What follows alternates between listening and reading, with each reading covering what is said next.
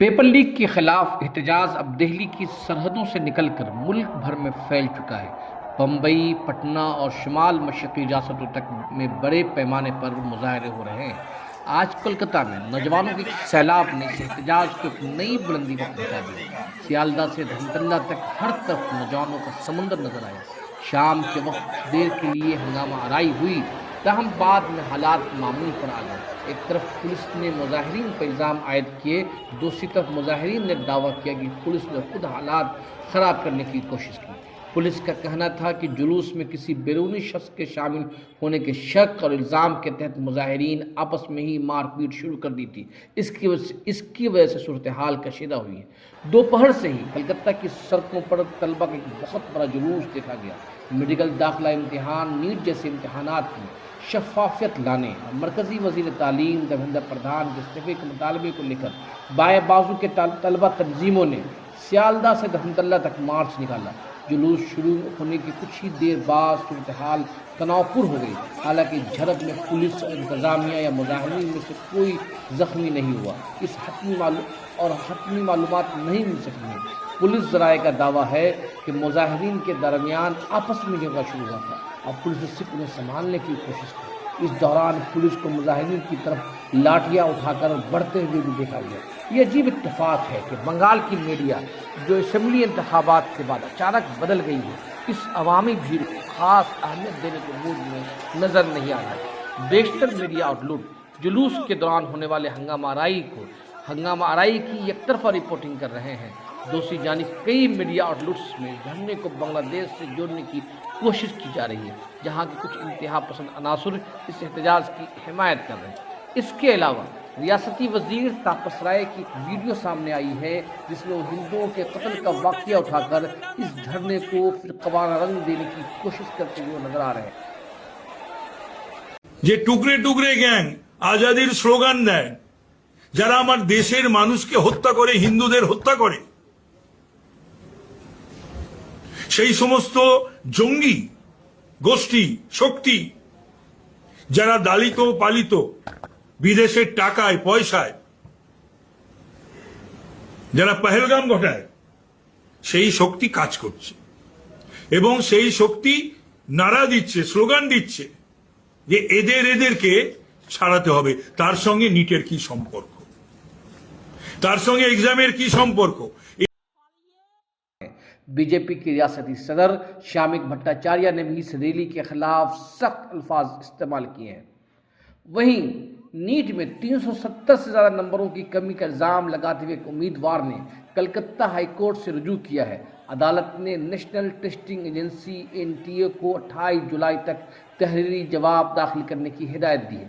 یہ معاملہ نیٹ 2026 کے نمبروں کے بحران سے متعلق ہائی کورٹ میں دائر ہونے والا یہ پہلا مقدمہ ہے۔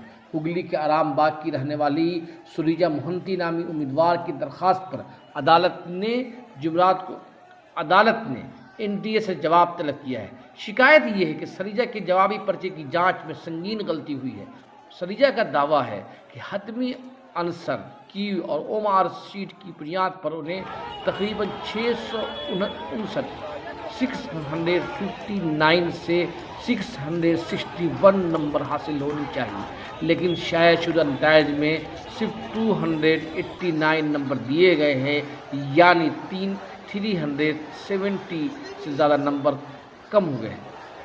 3 مئی کو ہونے والا پہلا 2026 نیٹ امتحان سوالیہ پرچہ لیک ہونے کی وجہ سے منسوخ کر دیا گیا تھا۔ اس کے بعد سریجا 21 جون کو دوبارہ امتحان میں بیٹھی۔ ان کا امتحانی مرکز نیتا جی مہا ودیالیہ آرام باغ تھا۔ انہیں ٹیکسٹ بک لیٹ نمبر 80 دیا گیا تھا۔ سریجا کے وکیل سیابجی چٹرجی نے عدالت کو بتایا کہ سوالیہ پرچہ لیک ہونے کی وجہ سے پہلی بار امتحان منسوخ ہونے کی وجہ سے ان کے موکل کا پہلے ہی نقصان ہو چکا ہے۔